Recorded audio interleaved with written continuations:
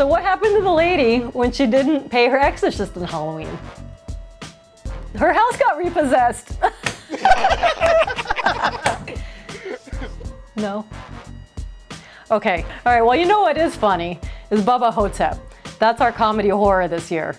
Check it out.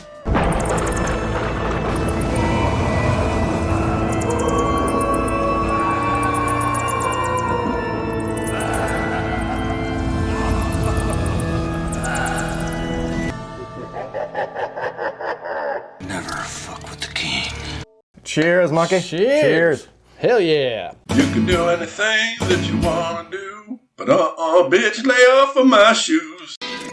All right, man, let's go.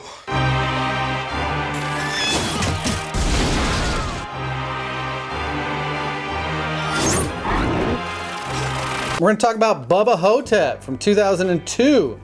Horror comedy classic. This is the director of Phantasm 2. I forget his name, but that's a classic, and so is this. They're classics for different reasons. This one is a Bruce Campbell showcase. This is one of Bruce Campbell's best performances ever. Bruce Campbell can do a lot of things, but he doesn't get to show a dramatic range in many movies, but in this one he does, and it really impressed me. I agree with you, baby. I agree with you. If you don't know much about Bubba Ho-Tep, it's a movie where Elvis, JFK, the Lone Ranger team up together to fight a Egyptian mummy in a nursing home in Texas. If you're intrigued, go out and watch it right now. And this nursing home's got some amazing dames in it, let me tell you.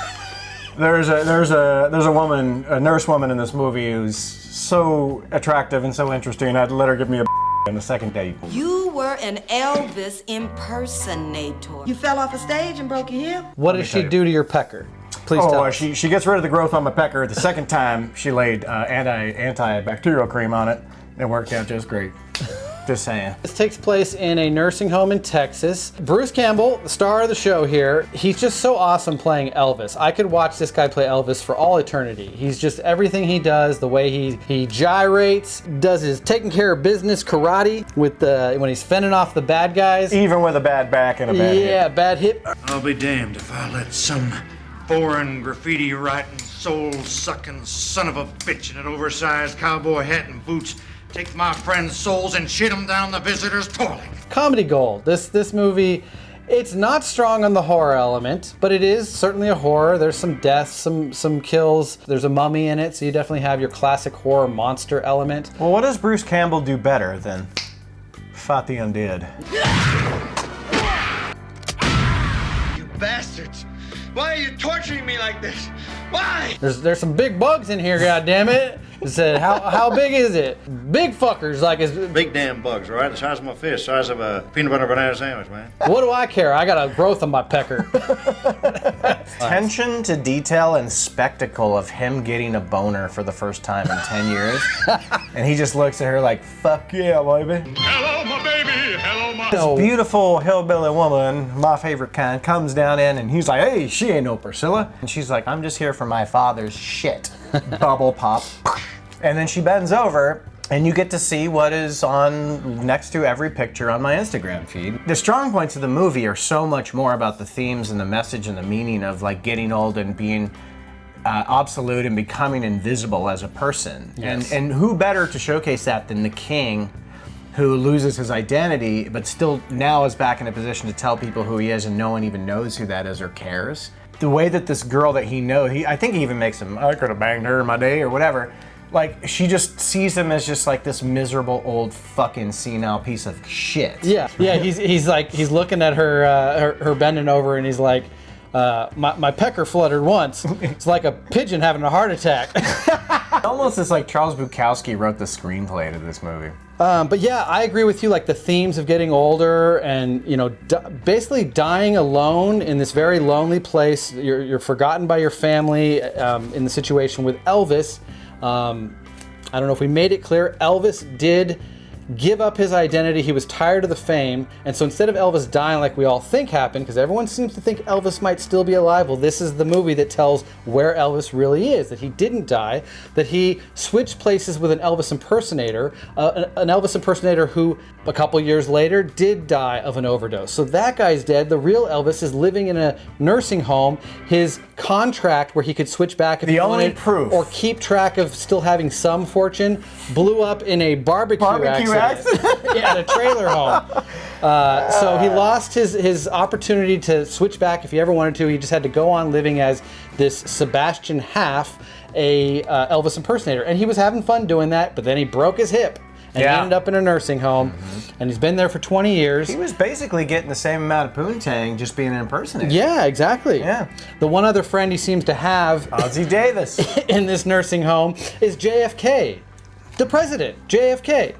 played by the late great Ozzie Davis. Played by Ozzie Davis. He is I mean, Bruce Campbell is the best, but goddamn, Ozzie Davis is so interesting. Ozzie's a great performance in this movie.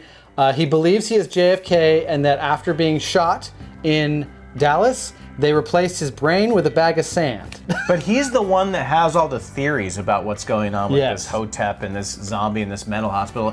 We don't really know if what this zombie wants is what he's telling us, but it does kind of like make sense. He's just like, it eats the soul, so then it's shitting souls, and it takes a long shit for some of these souls. And it's a simple thing about what like a Ho-Tep zombie would want to do and why they'd want a nursing home. And he's your expository dialogue, and he just does it with such conviction. Yes. And he's having so much fucking fun. Like, Ozzie Davis is one of those guys that was an old man for like 50 years. You just felt like he was playing old guys forever. And then, he kind of goes out like a biatch, unfortunately. Yeah, the whole ending is kind of very, like, lackluster. For sure. I mean, it was supposed to be that way. It's two senior citizens fighting a mummy, That's why it's not exciting. One of them's in a wheelchair, so he's not even mobile. The other one's using a walker. Well, can we just talk about how amazing the score is? Yes. The score has no business being this fucking good.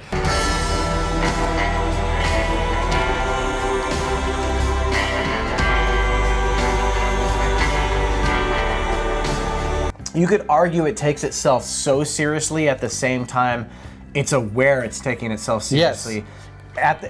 That's the whole purpose. And like, even when Campbell is telling the story about his entourage and going in, like those slow motion. Yeah, they've got like it's kind of a Western, but mixed with like what Elvis in the 70s music would sound like. It's very epic. It's like an epic Western kind of Elvis sound, and it's used perfectly. They use that same music again when the two old guys have geared up and ready to go fight the mummy, and they're coming down the hall. But it's not slow motion. It's just that they walk so slow that it feels like a slow motion shot. So I said Bruce Campbell is the standout of this movie. He's a superstar in this movie. His performance feels very real for being an old man. You really feel the age on him. The makeup job is what it is. It does kind of stand out as like you totally see like the lines on his chin. It's not great makeup, but he becomes Elvis.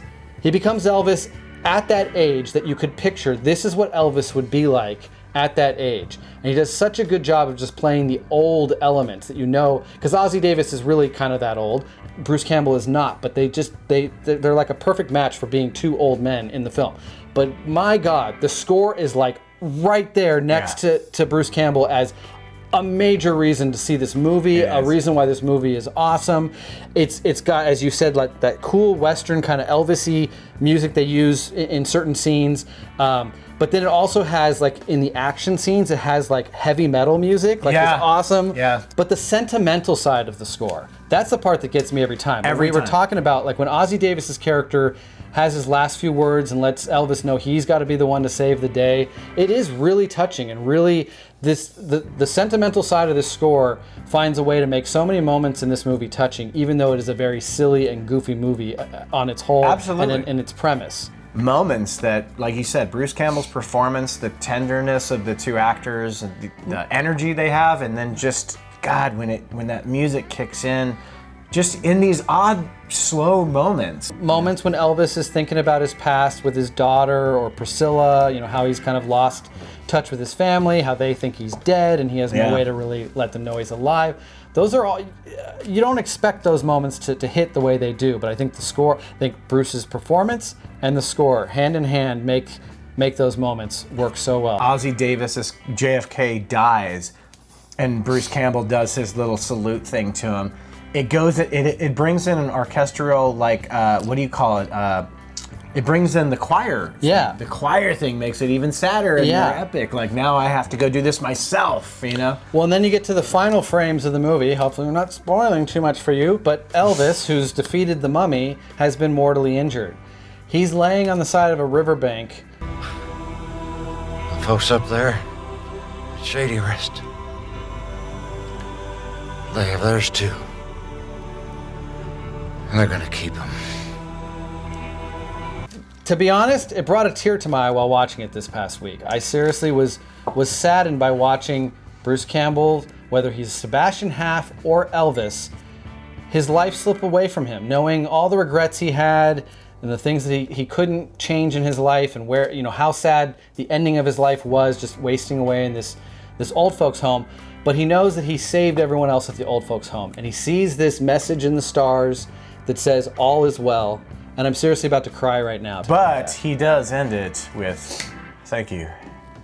Thank you very much. The editor's decision to cut the movie and stop flat right there was perfect, because there's nothing more that needs to be said. You're only following Bruce Campbell in this movie. He's never not unframed. If evil is your dark design, you can bet the goodness of the light ones will kick your bad behind. He's like, damn it, that doesn't even rhyme well. What the hell? This is a great horror comedy choice because it's not scary, but I do like the design of the Ho-Tep zombie. It's cool. They don't show it very much because budget, but it's interesting looking. It reminds me of something I've seen before, and I can't quite place it. Maybe House 2. That's what I was going to say. Yeah, especially with the cowboy hat. Yeah. It's kind of reminiscent of House 2. Yeah, except that's played totally for comedy. Totally goofy, yeah. The guys who did the makeup are like the Walking Dead guys, Nicotero or whatever, Greg Nicotero or something like that. Okay. That's who I saw in the credits as makeup guys. There's a couple scenes you can tell that they're kind of them because they love to stretch the mouths, and there's that one zombie close-up where he's going in to bite someone and the mouth opens up wide and kind of shakes around. I think they do that almost with all of their zombies or whatever. And I keep calling it zombie. It's a mummy, ladies and gentlemen. I keep saying Bubba. I keep saying Ho-Tep zombie. It's a mummy. Thank you. Thank you very much. You guys ready for another one? What's hot and scary at the same time? Ghost pepper! Come on!